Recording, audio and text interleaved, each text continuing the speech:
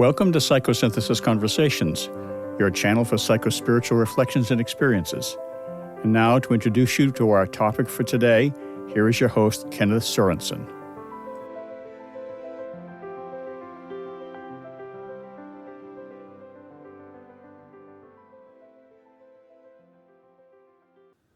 Today's guest is Val Silitker. Val is the co-founder and director of Psychospiritual Institute. She is a board-certified coach, psychosynthesis life coach, and deep ecologist. She has been coaching individuals and facilitating groups for over 20 years, specializing in transpersonal psychology, evolutionary leadership, ecotherapy, authentic connection work, and holistic business skills. Val is also an international speaker and author of Call of the Ecological Self. She has been featured on over 50 stages, multiple times on Hay House Radio, NBC and USA Today, as well as numerous publications. Over the past few decades, she has also produced many large-scale mindful living events, retreats and workshops, and gratefully inspired the transformations of tens of thousands of people worldwide. Val is passionate about psychological and spiritual maturity, nature and the human psyche, and rewilding our heart and our world. Her deepest vision is to help people remember who they are so they can live a passionate life, reconnect with a greater vision for humanity, and contribute wholeheartedly to our changing world. Please help us spread the word about psychosynthesis by liking and subscribing to this channel. And please comment if you have feedback. Now, without further ado, Val Silitker. Hi, Val, and welcome to Psychosynthesis Conversation.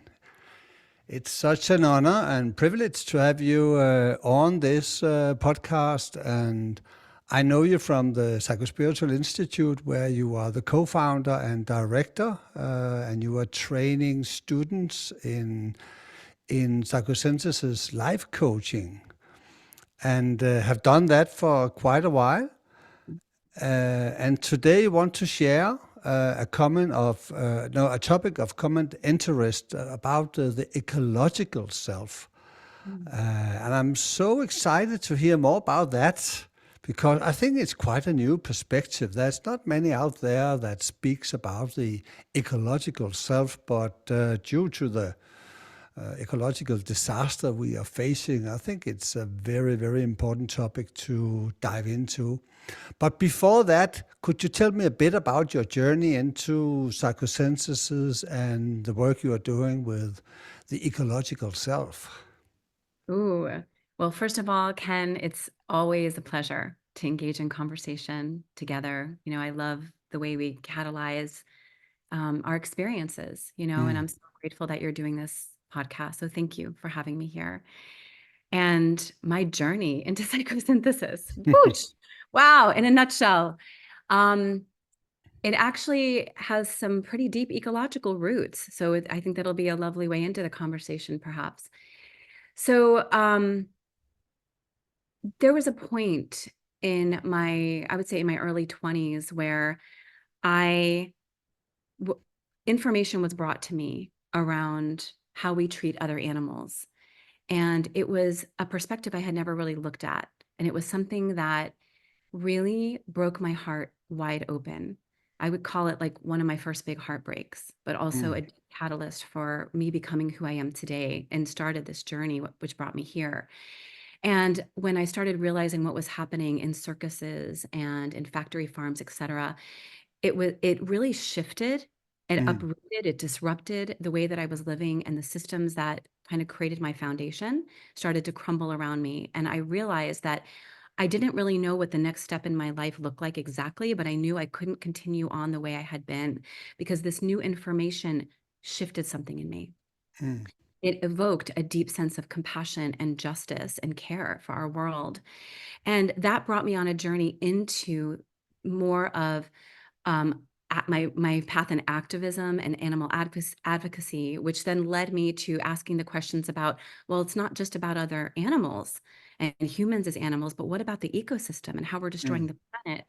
And so it brought me into my graduate work, which was around ecology and deep ecology work. And so, as I'm doing this work, as I'm feeling my sense of awareness expanding and awakening from who I am as a self and a soul to my connection to other animals, to my connection to the earth, this was I just began to ask deeper questions about who am I? Who am I at the core? And how does that fundamentally shift the way that I show up in my life, my way of being, my way of acting, my choices that I make, and my path of Mm. contribution and participation, which is a big piece here. So again, long story short, while I was training people and teaching and a guest teacher in my undergraduate work, I became a guest teacher in other programs. I saw a documentary one day of this woman named Miriam McGillis, and she started speaking about, she said something that just kind of like became a next level shift for me. She said the words, "You are the universe reflecting upon itself." Mm. And you are the universe reflecting upon itself. Oh my God. Like that became the words for something that I had felt but couldn't articulate. And what I got at that point that it's not just me as part of this earth community, but there's a deeper sense of self that connects to this whole great mystery of life. Mm. And my work then became about understanding, recognizing that my activism turned inward and that the work that we're doing and the work that I feel called to do at the deepest core essence of my soul is to help us remember ourselves, to awaken more deeply to a larger context for living. So in my process of studying cosmology and ecology and all this work, I came across several mentors who had their roots in psychosynthesis. And here I am going, it's about this, inner core question, who am I? Who am I? And psychosynthesis became this, I recognized as a powerful framework for Mm. asking deeper questions that I feel also includes the ecological, the cosmological. And there's just space for all of it inside of this beautiful, rich framework that we know so well. Mm. And so that's what led me to psychosynthesis and studying the work of psychosynthesis and creating Psychospiritual Institute with my partner about 7.5 years ago, where we don't just teach psychosynthesis, but Mm. we have this edge of the ecological and a sense of participation and activism, if you will. How do we become greater participants and respond not just to the call of my individual self, but the greater call of life and what life Mm. is asking of us right now? Mm. Are there anything in your in your background that gives you a deeper connection to nature, animal than that people normally is? Many people live in big cities, and are very disconnected from nature and what's going on outside this bubble of the modern life in the cities. I've lived in Copenhagen and have not had much exposure to nature, but then I moved to Norway uh, around 8 or 9 years ago, and right out into on the border of a big nature, and it has profoundly affected my connection to nature.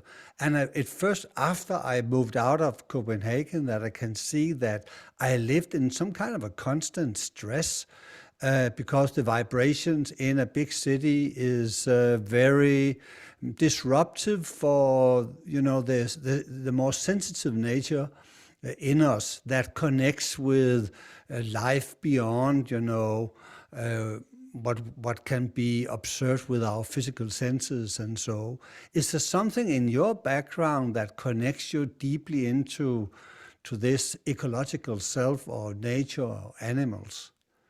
Yes. I also grew up, in the city, and I didn't go camping as a kid. My parents didn't expose me to a whole lot of that time in nature other than parks and like, the beach. I had the Mm. ocean. Grew up in Florida, still here. And in again, as I in my early 20s, like a lot changed, a lot has shifted for me around that time. I went camping for the Mm. first time, not in a platform tent at a local park. at like actually backcountry camping where I was immersed for 3 days in, the mountains in Georgia. And it was something I had been drawn to and called to, but felt fear around it Mm, because I didn't know how to feel safe in the mm, wild because I hadn't really been exposed to that at that point. So I went with somebody that I trusted, and we went, a small group of us, and we spent 3 days in the backcountry. And very much like I just shared around, like, we are the universe reflecting upon itself, and how that just like blew my mind and heart wide open. mm, Being camping, sleeping in a tent, sleeping in the earth, under the stars, hearing the sounds of the wild, feeling the edges of anything that could happen in the darkness. Like all of that was so evocative and enlivening. And it, I felt like I came home. mm, There was such a feeling of coming home for me. And I realized then, I'm like, I want this. mm, And believe it or not, I actually, that was a shift to that, my undergraduate work was around mythology and stories, and my graduate work, and I started working as a ranger mm, right between my undergrad and grad and my graduate work. I worked as a ranger in a national park in South mm, Florida because I just wanted to be immersed in it more and more. And I started studying the ecosystem and living in non-living things and their interactions, and became fascinated with, learning about the plants and the animals in our local flora and fauna, and naming things, and like I was just passionate about it. mm, So it truly, it was like, the more that I learned about my environment, the more I felt I was learning about myself. mm. And I felt that direct connection. I felt more connected, more awake, more alive, more present. It really, it was like an expansion in my chest, like an opening that allowed me to have a greater capacity for life, for resilience, Mm, or listening and turning toward what felt uncomfortable, or even recognizing the devastation and the pain of our world without turning away. It mm, allowed me to bring more presence to the whole experience of what's happening beyond our city bubble, beyond the mm. the smaller life that we are conditioned to live into. What do you think that what is it in nature that have that effect on you? So you actually know yourself better by being exposed to nature. What there must be some kind of a mirroring or some kind of a exchange of energies. Could you say a bit more about that? Absolutely. Can I share a poem? Yes. Okay, this is a poem called No Man Apart from Robinson Jeffers, who is a naturalist and poet. And he says, I entered the life of the brown forest and the great life of the ancient peaks, the patience of stone. I felt the changes in the veins in the throat of the mountain, and I was the stream Mm, drinking the mountain wood, and I, the stag, drinking. And I was the stars, boiling with light, wandering alone, each one the lord of his own summit. And I was the darkness outside the stars. I mm, included them. They were part of me.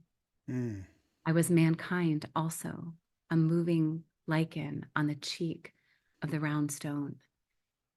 They have not made words for it. mm. Wow. They have not made words for it. That feeling, the ineffable, the experience of being, feeling part, feeling my sense of self, feeling the earth inside of me like a mirror, like a more than a mirror, like an expansion of my body. That sensation is the thing. Mm, So it's more than an intellectual understanding mm, that everything's exactly. interconnected, we're part, everything's interdependent. Like we can talk theory all day, and it's Mm, important. It's important to have a theoretical understanding and a mm, rational understanding. And, you know, listening to that poem, I know that there's a time in your life, Ken, that you felt that. mm, And everyone listening now, like think of a moment in your life when you've experienced something that you can't even put words to. It's just a knowing, a feeling, a sensation, of like I call it like coming home, but Mm, it mm. feels like, oof. I think what you just described, perhaps speak about it as some kind of a nature mysticism where you are in tune with the divine immanence. Every cell and each particle is alive with divine consciousness. But it's not everybody that, is able to. No, let me say it in another way. It's not the way of least resistance for everybody to have that type of experience. I've never had that type of experience, but I have friends that definitely has transmitted to me the experience that everything is alive. The stones is alive. The rivers are alive. Everything has this internal unity, bursting with this life force that connects the whole. Whenever I have had spiritual experience, it has always been more transcendent, more away from the physical realm. And perhaps because in my build-up, I'm more transcending. I'm more, a yogic type, longing for the transcendent world. So I actually have some kind of a longing to have that kind of feeling deeply connected to the earth and the physical realm, and the divine immanence in it. For me, it's more a poetic expression than it is a lived experience. Thank you for sharing that, Ken. I love this line from Rilke where he talks about, if we could surrender to the earth's intelligence, we could rise up rooted like trees. Mm, And how I look at what you're speaking of, the transcendence and like this, the feeling of like this, being in the soul space and all of that.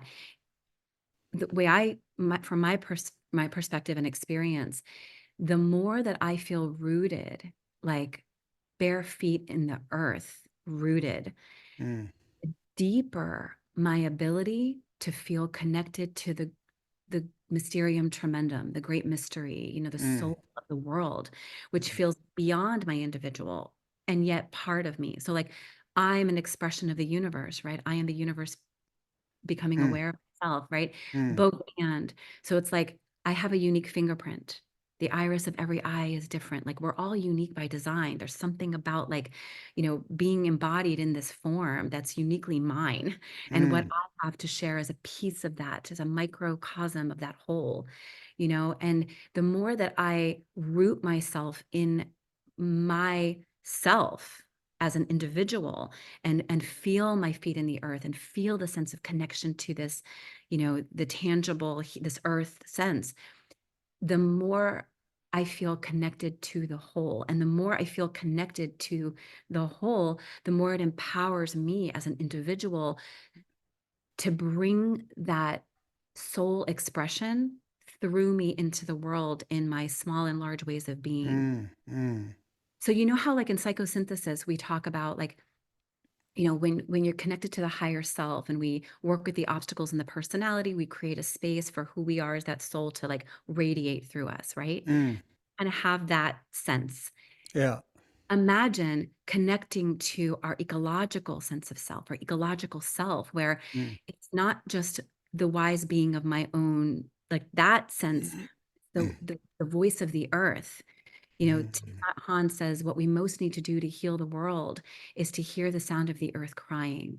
And it's that hearing the wisdom of life speaking through us allows us to move through the collective unconscious, and that when you think of the egg diagram, like that permeable, right? How we mm, expand through that, touching into the soul of the world, like, and then bringing that back down through our individual personal self. And now, like, how much more flows through us. mm, Talk about how we participate, how we perceive ourselves, the choices about our will. It's not just my own now, it's the universal will informing my personal will. mm. So I feel this dance between that mm, rootedness of earth and being able to touch the even deeper levels of the soul. mm. When you speak about the ecological self, then perhaps we could define it a bit. Normally when we speak about self in the psychosynthesis context, we speak about a contentless self, something made out of consciousness itself.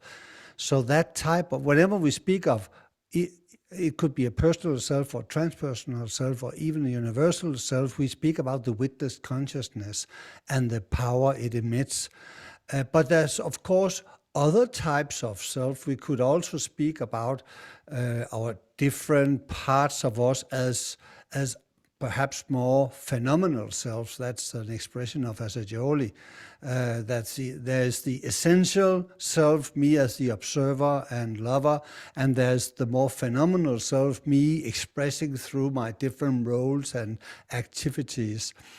But when you speak about an ecological self, and let's think about the earth as a totality of being, do you believe that there's also some kind of a global observer or a being ensouling the totality of the planet Earth, or how do you imagine that? A good Great question. mystery. And I want to make sure that I bring Molly Young Brown into this conversation because over 20 years ago, she started this conversation around eco-psychosynthesis. Mm, And, I like Molly talks about, I'm gonna start here because this is just what came to mind. She talks about the higher self could really be seen as the ecological self. mhm.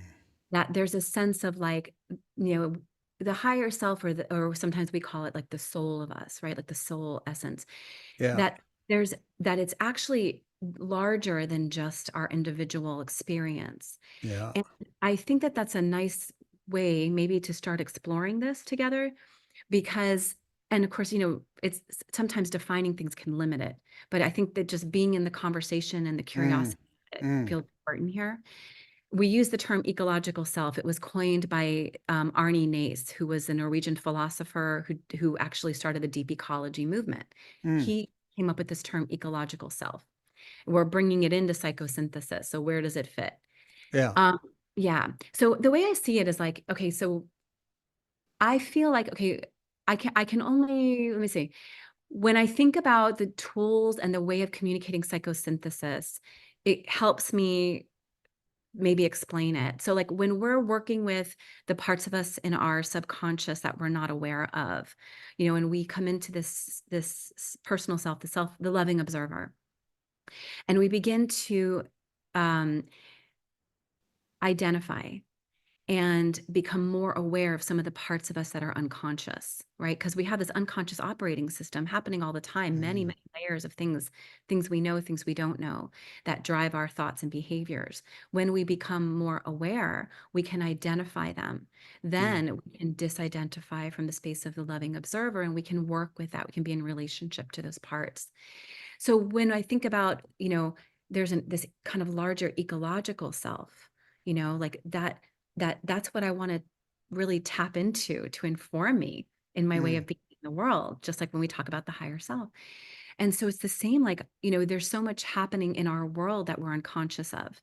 There's unexamined assumptions about the way the world works. There's hidden trauma, collective trauma, ancestral there's so many things that we're mm, just starting to scratch the surface on. And there's so much that drives our society that's just not conscious, that mm. creates the separation between humans and the natural world, where we're destroying our planet and not thinking it affects us because Yeah. somehow we're separate. So, again, so bringing those tools into like, how can I begin to identify the unconscious operating systems that are happening on a collective scale? Because once I can start to see those, which we're doing actively right now, there's a huge movement in identifying these things. Once we become aware and we open our field of awareness, not just intellectually, but also emotionally, we're feeling the pain of our world. We are all experiencing it, whether we recognize it or not. It's happening Mm, inside of us. mm, It's inside of us because it's what we are. So, but once we become aware of it and we can name it, we can hold space for that, it starts to loosen up and disentangle the way that's informing and shaping my choices, my way of being, my behavior, the things I don't know. So when I become aware and I can identify, then I can disidentify. I Mm, can be in relationship to the way that we as humans are showing up on this planet. And mm, it frees my sense of self. It frees my will to act on behalf of that, mm, informed by the ecological self. So there's a larger sense of self. So mm. I feel like how Molly explains that, the higher self and the ecological self are really hand in hand in that sense. Yeah, I think that really makes sense. What makes sense for me is also to see the earth as a living being, with life and consciousness and form, and and I think perhaps the world soul, or the collective of all the souls present on earth, could be a good place to start when we point to the ecological self. There is some kind of collective wisdom and collective understanding about how the whole organism of the world and us as inhabitants on this earth is connected to each other, and what is needed in order to achieve a balance, and also participating in the evolution of the earth, because there is an evolution going on and I hope the evolution will not, sidetrack so we destroy all life, but in some way there is a refining going on. If we just look at nature itself, we could also see that there's a lot of survival of the fittest in nature.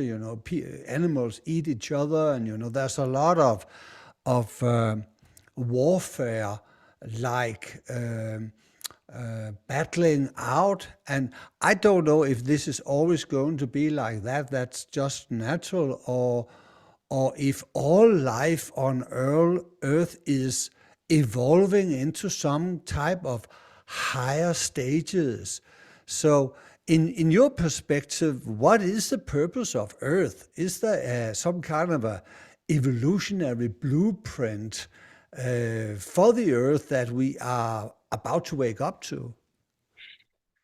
I'm like bursting over here. This is like my favorite conversation. Oh, Very I good. love this. And you brought up a few points here. One, is talking about like living systems. Mm. And, Yeah, I've heard that concept many times, but I don't really on what is living systems. yes, beautiful. So you just spoke to it actually, when you're like, okay, these collective souls that are coming together that form this larger thing. So, this idea of two or more things coming together, Mm. and the sum is greater than the individual parts. Yeah, Right? It's something we've heard before, yeah. synergy, right? That is a principle of living systems. So I Mm. love to explain it by looking at our own body. We have individual cells, and each Exactly. individual cell is whole and Yeah. complete. Been around for billions of years, whole and complete, millions of years. It's whole and complete. Now those cells might come together and form an organ. Mm. So now you have all these individual whole cells coming together to form another whole entity. And when they come together, they include each other and they transcend to create something larger than, with a Yeah. sense of purpose. Now, each of those organs, let's say, and all the systems of the body then come together as whole entities and work together to form the whole of you, your Mm. body. So Yeah. your body is made up of many levels of wholeness, holonic Yes. levels, right? Whole and Yeah. complete, transcend. Now, your human body, like if I were to break your body into every single piece, Ken, like every piece of you, from your plasma, blood, cells, hair, every single piece, and put Mm. it into buckets and boxes, would it be you? Mm. No, I don't think so. Right. So something happens when all those pieces come together that transcend and become the soul of you, a vessel. We don't, there's a mystery around this, right? We're not here to say, these are all the answers. This is the inquiry. And Mm. so here we have this living being that's made up of all these wholes. It doesn't end there. Mm. So now we've got communities, right? Community systems, and we've got a human system, and we've got an ecological system, and then we have the Earth as part of a planetary systems, and Mm. the whole cosmic and the quantum, like Mm. on every level, micro and Mm. macro, all these embedded levels of wholeness, and all of those levels inform and transcend. They also shape and affect each other. These nested systems from the micro to the macro. Mm. So when we look at the egg diagram, and we talk about how, like, as I work on my individual self, I ripple into the world and create change because I'm Yeah, becoming more me. But I can't fully become more me unless I am also in touch and in tune with the wholeness and the deeper exactly. context for who I am, and allowing that to ripple into me. Mm. It doesn't just go one way, because Mm. the larger entity, the soul of the world, the soul essence of the world, also affects me. And when I unblock the feedback loops, when I work on the obstacles and the larger personality, however we want to apply that, I create a channel and a space to hear, to feel, to experience, Mm. to welcome in the larger wisdom that you were speaking of a few moments ago. The wisdom that's in the soul of the world Mm. informs me. So that then says, well, now, oof, I'm feeling this pain. Like, I am moved to participate. So how is life asking me to show up? So when we begin to become more aware and awake to this experience that I'm just speaking of, I then show up, like, in my personal life. When my heart broke open in my early 20s and it set me on this path, I can't tell you how many things I've created. I have literally huge events with 10,000 plus people. Like, I've shown up in large ways in the world because I have been moved by something larger than me. My Mm. will has been super activated, Mm. and my ability to trust and tap into my gifts and to work on those gifts and strengthen them so that I can be in service in larger ways. And if I feel scared to do it, I work with that part because I know I need to show up. That is driven by my connection to being informed by the larger whole. So I'm a participant in every way that I can be, imperfectly, perfectly imperfect, right? But in Mm. every way that I can be, to creating this evolutionary shift. Mm. So that's one very important piece in what you just said. And there's one more thing I want to add to it. Mm. That right there, just I want to let that set for a second, Mm. because that was a lot, I feel. The other piece that tags right onto this is that, and you were speaking of evolution. So I guess two things I want to say to that. One, when I was sharing earlier as part of my story, how when I was exposed to, the suffering of other animals, and it just like crushed me. Like, I'm participating with that. I go to circuses no more. Like, I'm changing how I show up. I don't want to contribute to that. And I didn't know what was going to come next at that point, but I knew it wouldn't be what it was. I had to reassess the systems that govern my way of living and my values. And it was, in a way, a small evolutionary leap, if you will, in my way of being in the world. My next level, however, whatever was going to emerge from that kind of gooey chaos inside the chrysalis for me, emerged a more informed, more expansive, more aligned sense of who I am. Mm. That's this idea of positive disintegration, where when we have more information or an experience that comes to us that shakes up our perception, our perspective, I should say, of life, we know we need to make changes. We don't make changes unless we feel like we have to. There's a Mm. resistance to change that's Mm. built into the human species, probably all animals, but certainly humans. We resist change. But when we have to change or die, we do. Yeah. And Yeah. evolution is based on that, like change or die. So we have to evolve. So when that happens, the systems I knew begin to disintegrate. And it's positive, because what emerges is a more evolved sense of me. Well, Mm. that's also happening on a collective level. So when we open up those channels and we experience the pain of our world and the beauty of our world, I don't want to dismiss that. That's equally as important.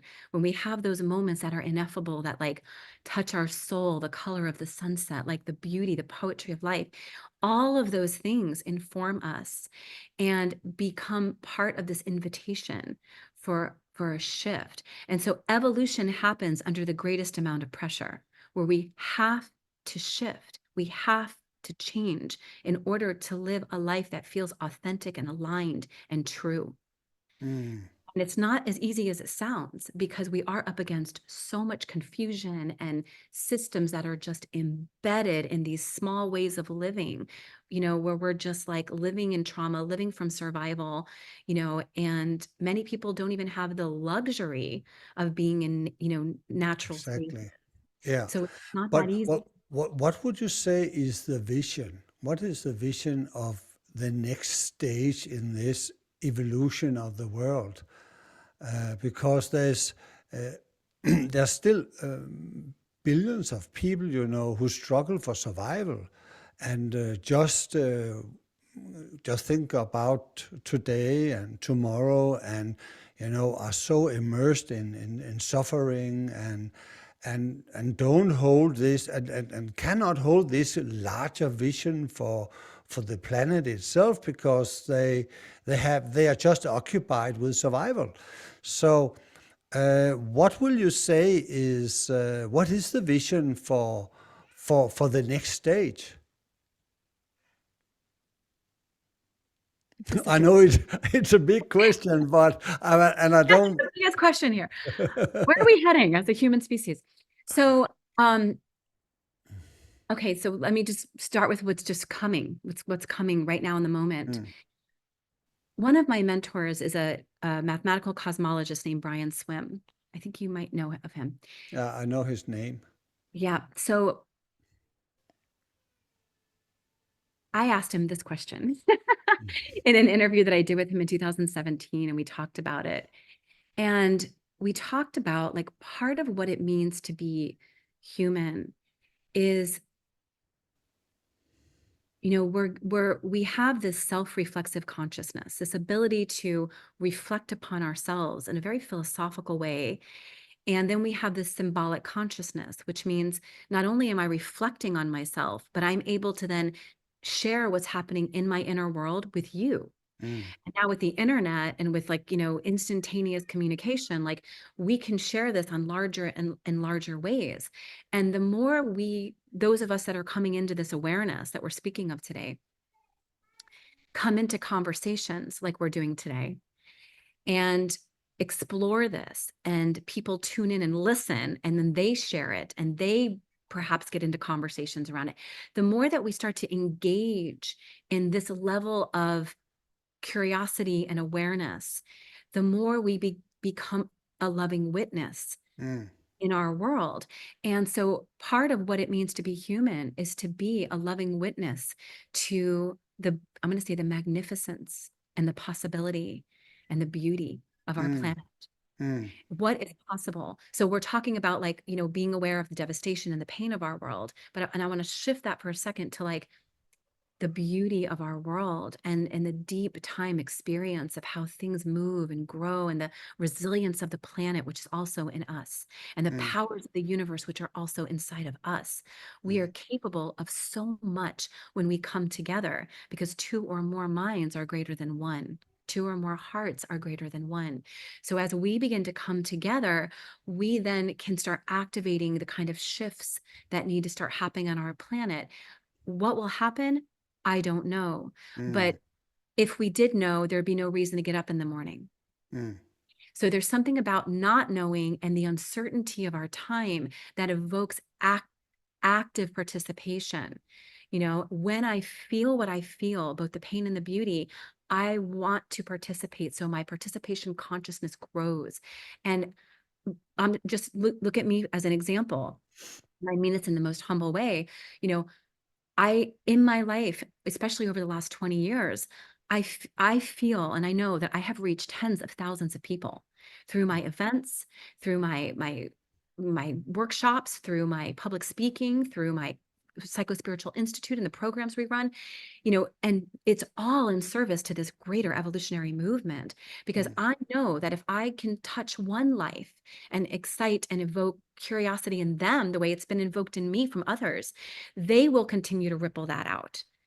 So I think it comes down to each one of us and how we want to participate. I don't know where we're heading, but I believe that being in the process of holding space for the beauty, possibilities, the emergence, the love, being here in this conversation is just part of that positive movement towards the great mystery of where we're heading. Mm. Yes. Uh, I would also say that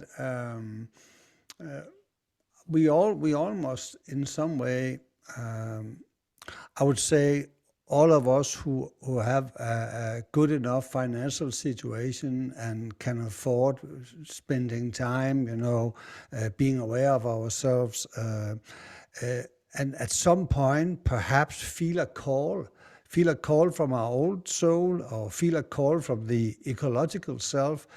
And then this call, I think, will inform us about our cosmic address, about where we can put in our effort, because I think we are all equipped with talents and with qualities and with experiences so we can do good in a particular area.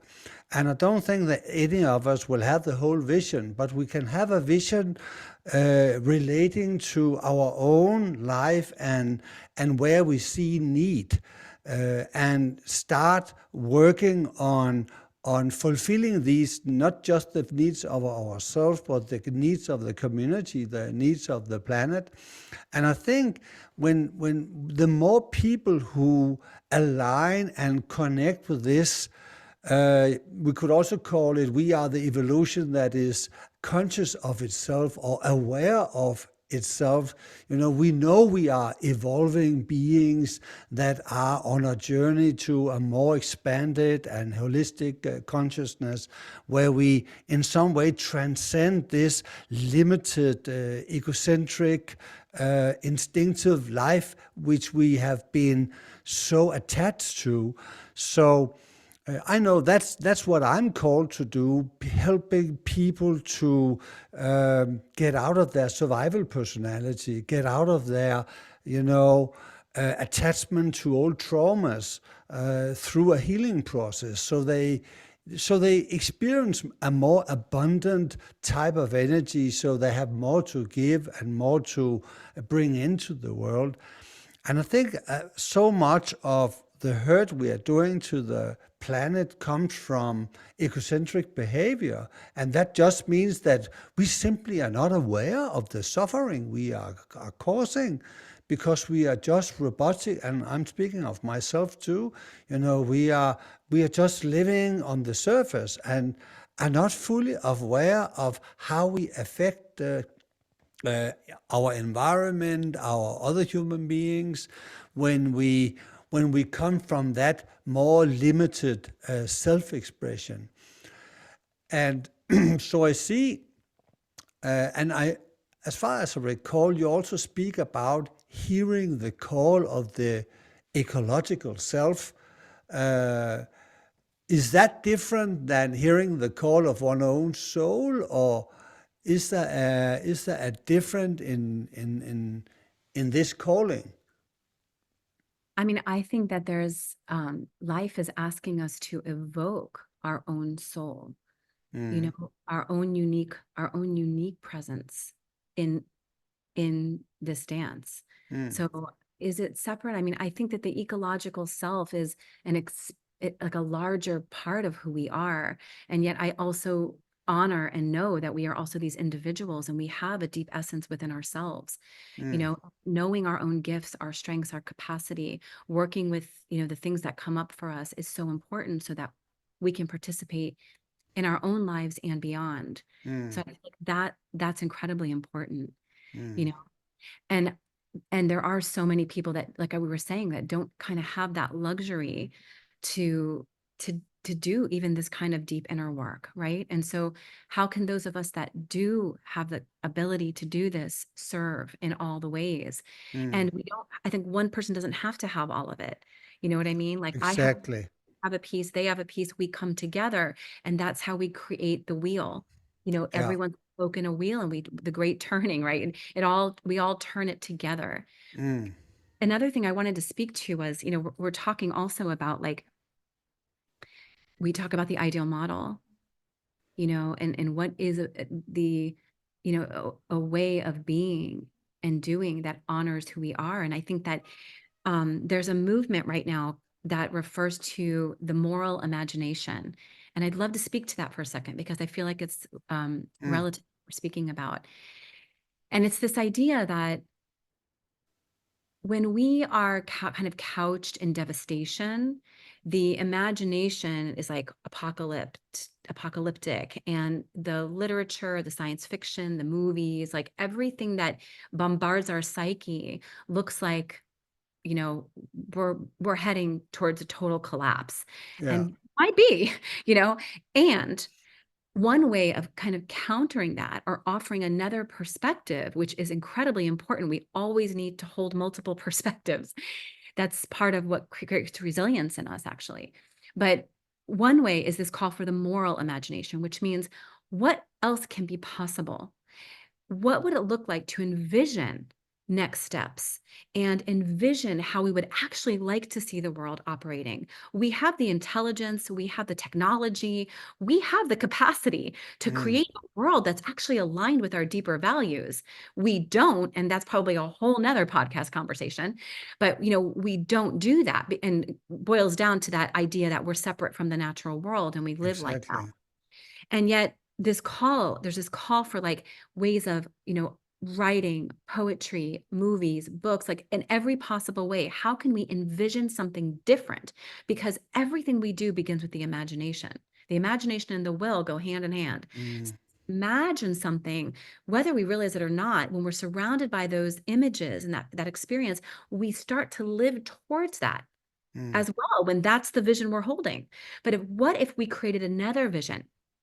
And then we look at what are some of the steps that it would take to get to that vision, and really start to fill our psyche with these different possibilities that feel more aligned, more exciting, more awake, more in harmony and in alignment with our values. Can we activate the moral imagination in service as an ideal model for us to start collectively living into? Doesn't mean everybody will. But when a large enough percentage of people start to live towards that, we can create some change. And we are seeing it. We're seeing it in green architecture and permaculture, and like all these ways that we're getting to the root causes and creating new structures and new ways of doing things that are more eco-friendly, more compassionate, more inclusive, more diverse, like in social justice ways and ecological ways. Like we're getting there. It's starting to happen. We're in it, you know? I think about, and I'm speaking to myself also, how people can get a deeper connection to nature, how people can get a deeper connection to the idea of this earth as a living being, an ensouled being.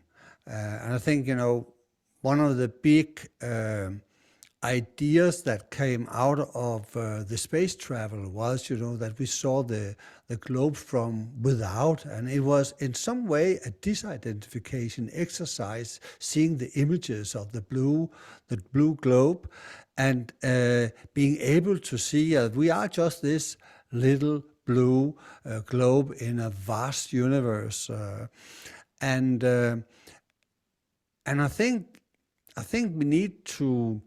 I can only speak for myself that it has really profoundly affected me, and my friends can really attest to this, moving out closer to nature and being exposed to nature.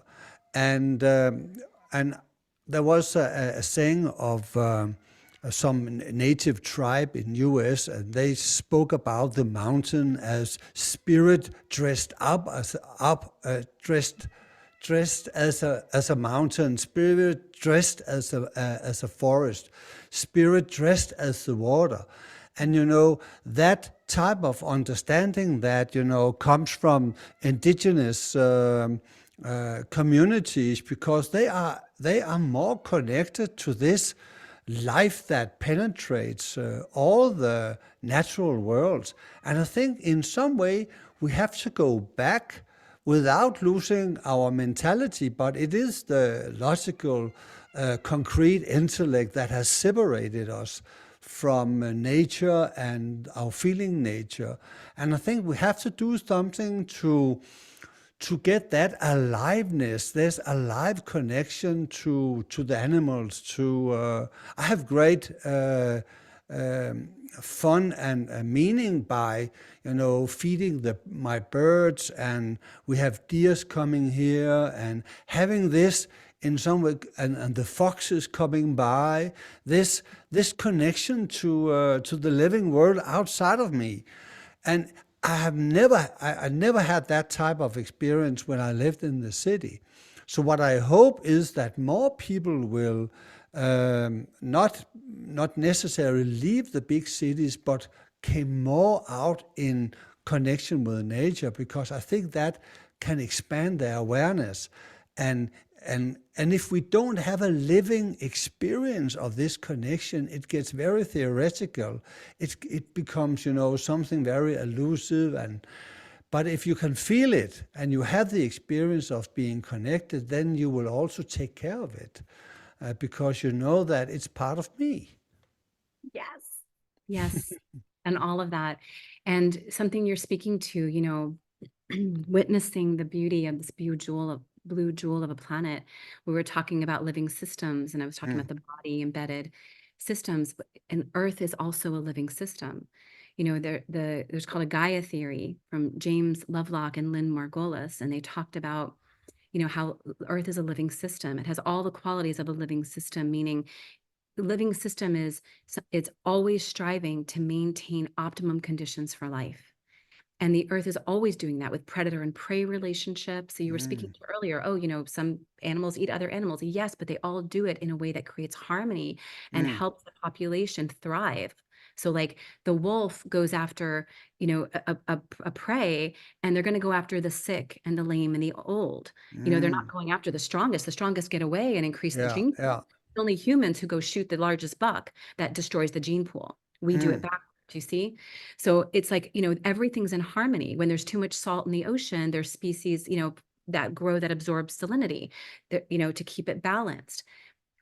As we're tearing down the rainforests and stuff, like we're having a hard time absorbing the carbon. So we're experiencing more, global climate change because we've affected our environment. But Earth is as a living system. So that was one thing I wanted to speak to. Just to see how, yes, we are part of that beautiful living system, and everything affects everything else. Yeah. Other thing is this idea of animism, where everything's alive, like the indigenous cultures, feeling like the aliveness of mountain, the aliveness of tree. And what that evokes for me is two things. One is how precious it is that we live in a time where both science and spirituality are getting married. Like it's not that we have to negate our intellect, because yes, our intellect has taken us into, more of a materialistic point of view or mechanistic point of view, and what it's also doing is helping us explore the universe. Yeah. And exploring the universe, we're coming into this quantum space that's saying, oh my God, like when we get down to the end of it, we find God, we find spirituality. So like both science and spirituality are coming together in a way, which is beautiful. So I think it's not so much moving back as it is moving forward with all that we've learned through deep time. Yeah. And speaking of deep time, I love this quote from Brian Swim. And he says, if we wait long enough, we will see the mountains galloping across the plains. And it's this idea that, okay, so there's a mountain, and then it starts to crumble and it becomes soil, and then it feeds the carrot, and the horse eats the carrot, and it gallops across the plains. So like everything is interconnected. Once there was lava, and now the universe sings operas. That's another beautiful jewel there. But it's like this idea of like there's always this movement of life. Our bodies go back to the earth, and that grows the tree, and then there's just so much that's always, life is just this process. It's not a Exactly. stagnant thing. Yeah. So I do, like there's an energy and an animism in everything. Everything is part of the universe imagination. Yeah. And I also love, in Indian philosophy, there is a concept of the devas, and there's a being for all the totality of all the water element is a big deva, a big being. The totality of all the fire, Agni, is a big being. And this understanding that everything is alive and it's being within beings, and we are this big global, universal, holonic movement of beings within beings. But could we have some kind of a exercise, an experience? Could you perform an experience for all of us who listens to this podcast, so we can have some kind of invitation into this mystery? I would love to do that. And just before I do, I just want to say one thing to what you just said, which was so beautiful, Ken, which, okay, so there's like the spirit energy of the water and the spirit energy of, and what that speaks to me about is for me, very real fact, very real truth that everything is sacred. Mm, And I think part of what has shaken us up in this world to the point of such devastation is that we have lost the sense of life and earth as sacred. And so yeah. when we reclaim life, water, mountain, human self as sacred, it completely shifts that relationship. So it's like the healing is not only healing, the separation, but it's in healing the forgetfulness, reclaiming and remembering our own sacred nature. Mm, I feel like that is such a huge piece of this. yeah. Yeah. And then that comes back to, and this is going to lead me into this exercise, which comes back to, we spoke quite a bit about this, honoring the beauty of the world, honoring the pain of the world, and how that begins to inform us. Because, when we experience our emotions, they're like information systems, they're guides. Like if we feel fear, if we feel pain, it's not something to ignore. It's saying, hey, I'm an ally. I have some information for you. Give me Exactly. love and attention. And when we give love and attention to what it is that we're experiencing, we receive the information that helps us to lovingly grow in all the ways that we're being asked to grow. And that's very much the case when, as I shared, Thich Nhat Hanh said, we need to hear, within us, the earth crying, and so when we can open ourselves to hearing the pain of our world and the beauty of our world, it can inform us in such profound ways. So I'm reminding us of that because that's going to lead me into this exercise that I'd love to provide Great. for you and for everyone listening. And so for this exercise, I will ask if you have something to write with. Yes. Yep.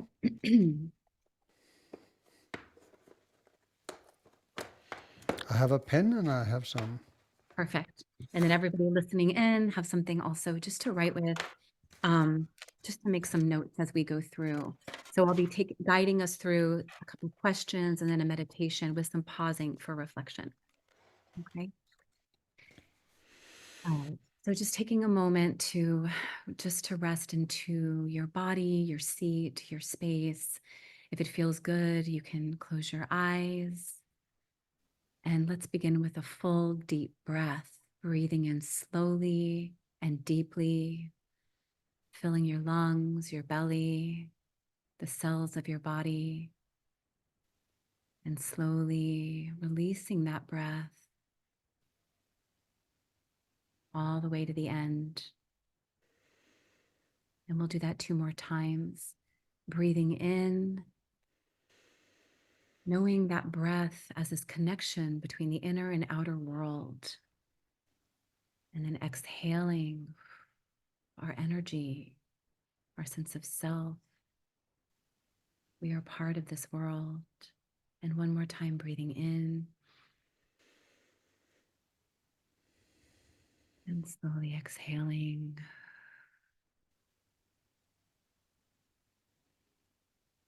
And then just allowing your breath to find its natural rhythm. And just taking a moment in connection, in silence, feeling into that sacred center. Just breathing here for a moment.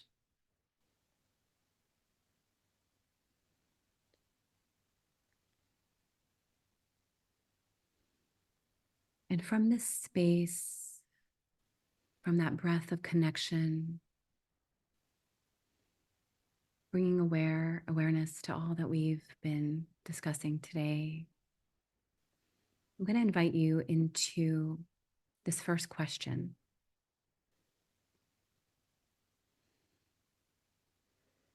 What is most painful to you about life on Earth? And I invite you to just breathe with that question, not trying to answer it, but rather resting into the question to see what emerges. It may be an image, it may be a sensation in the body. What is most painful to you about life on Earth?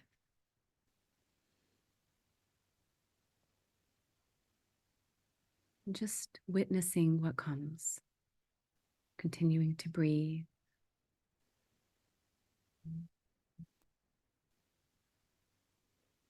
Allowing yourself to hold the experience, whatever it is.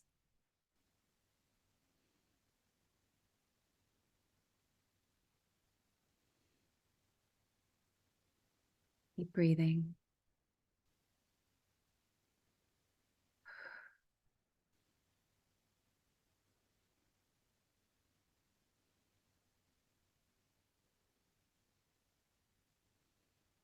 And now gently let that experience recede.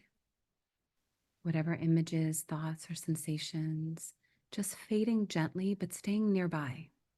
There's still an awareness, but feeling it fade, coming back to center, to this witness as you open yourself to another question. Just taking a breath here for a moment.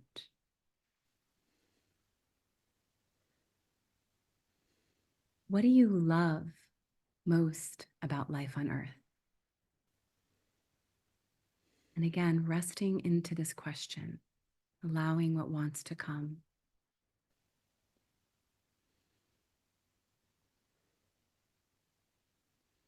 Thoughts or images or sensations.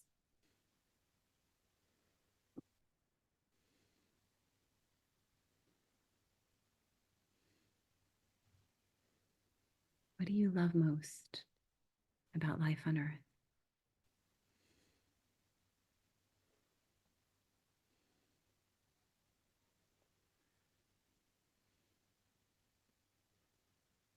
And just breathing into this, whatever this awareness is for you.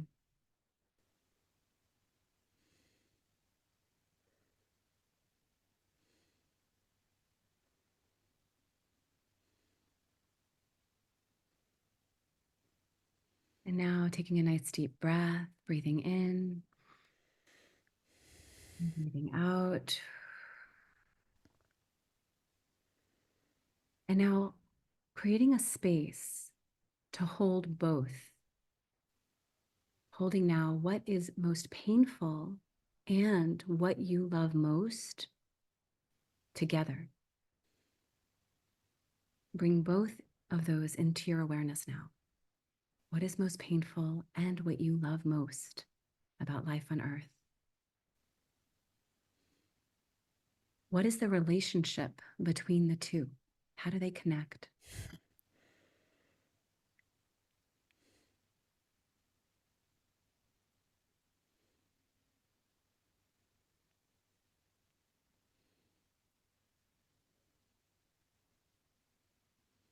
What do you notice?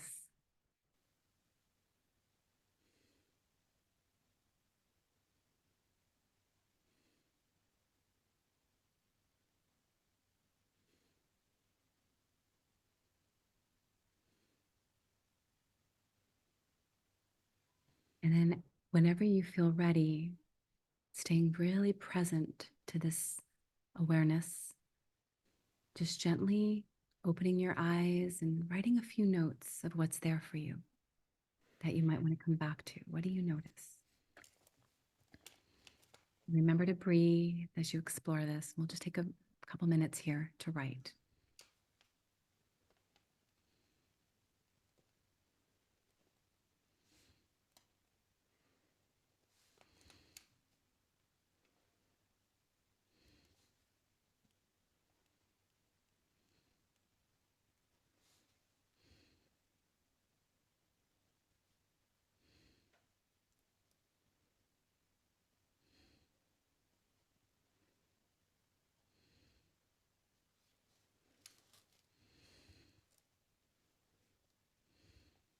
We'll just take about 1 more minute to write down any notes, something you can absolutely come back to.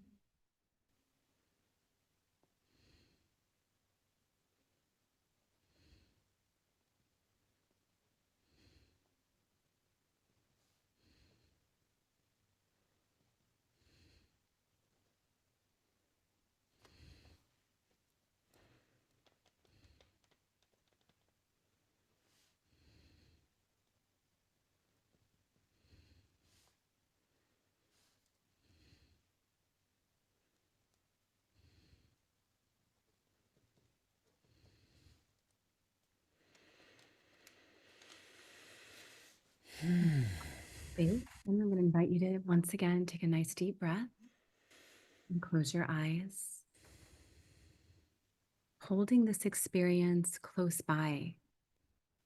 So again, just letting it just fade gently, not pushing it away, keeping it close by. Taking a moment to center in with your breath.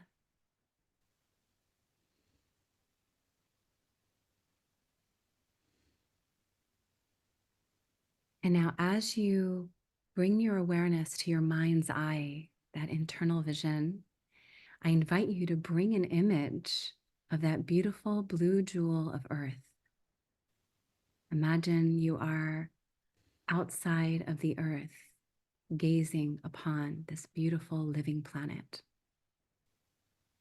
You can see the clouds, continents, the ocean, the movement of life.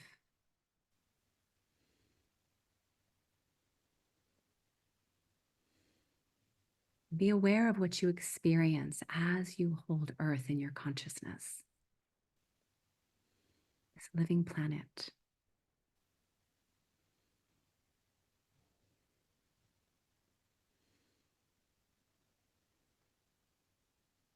And now imagine that you could talk to the planet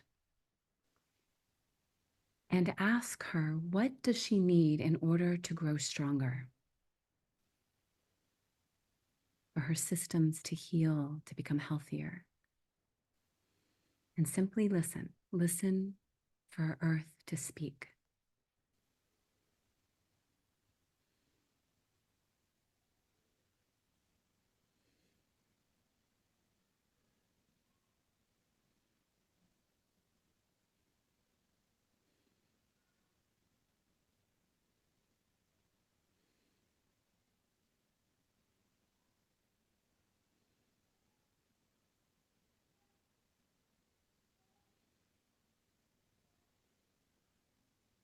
And breathing in as you receive this message.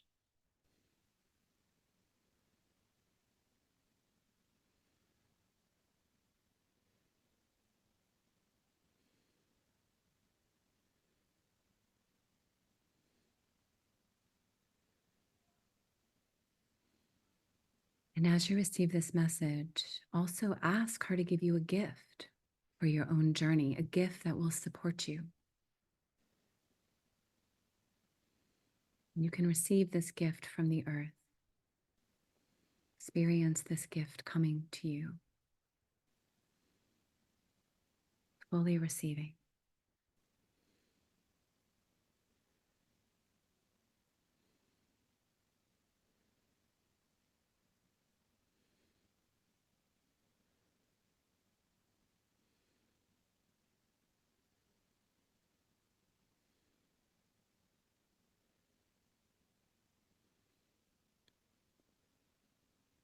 Continuing to breathe.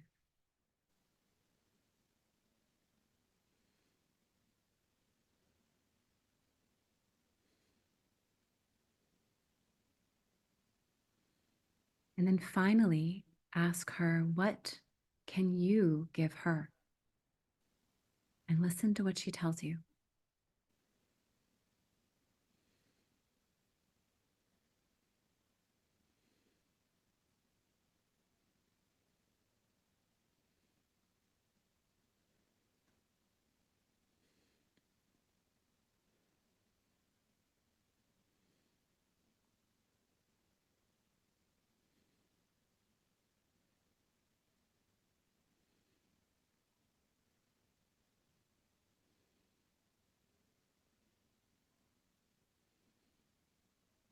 And whenever you feel ready, you can gently allow the dialogue with Earth to come to an end.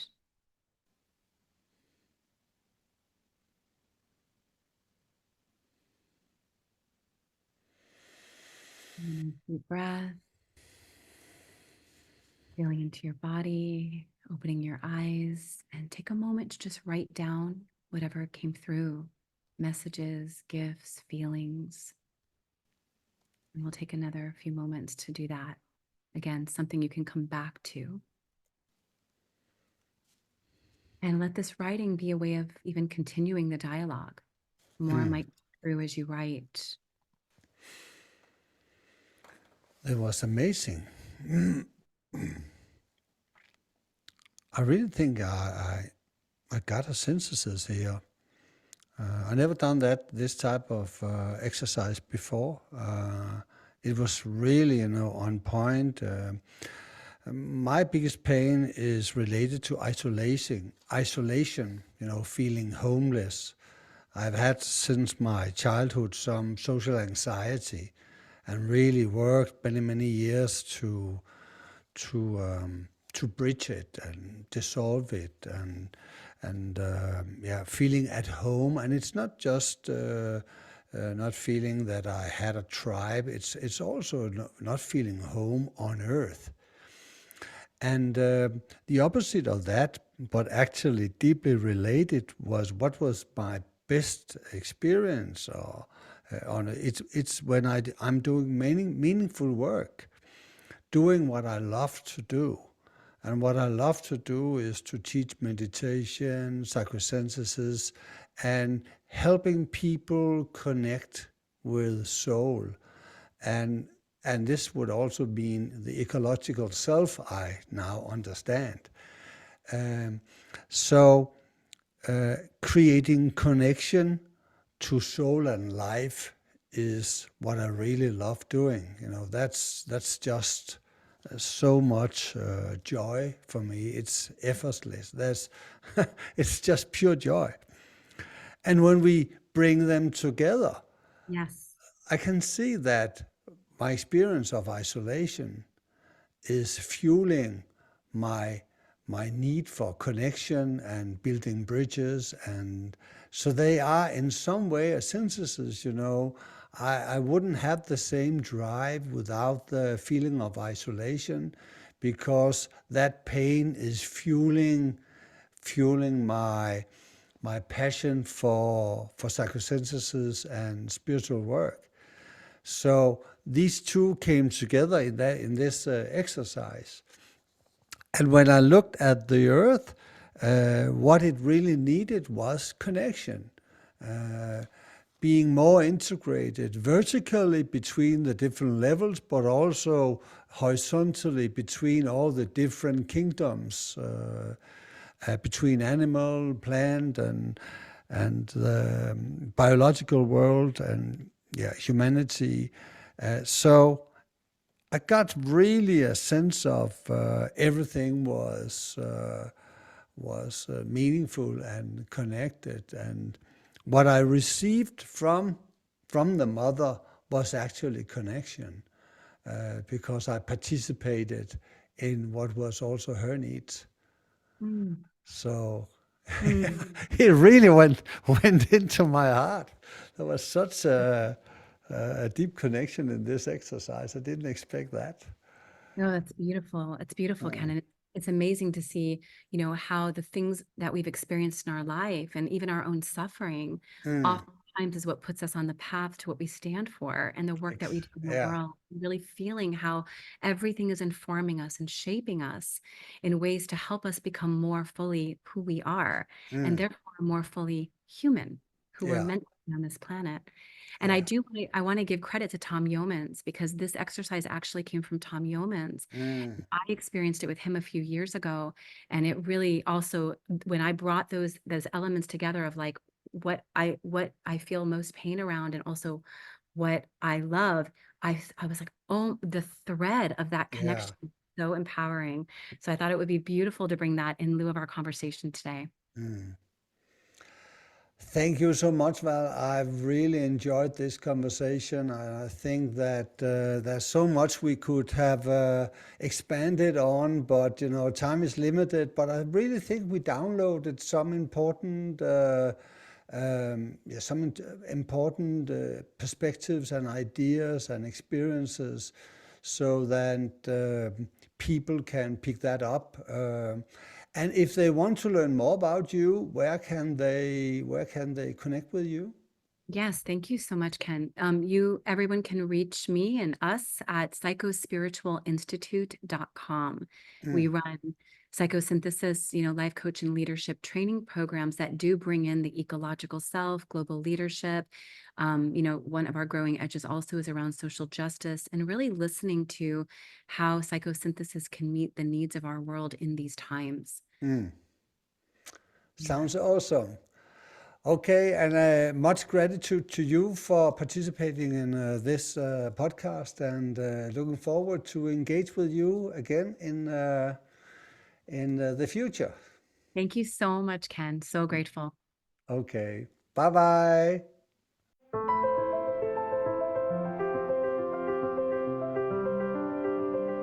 Thank you for listening to Psychosynthesis Conversations. Please don't forget to like and subscribe and help us to spread the wisdom.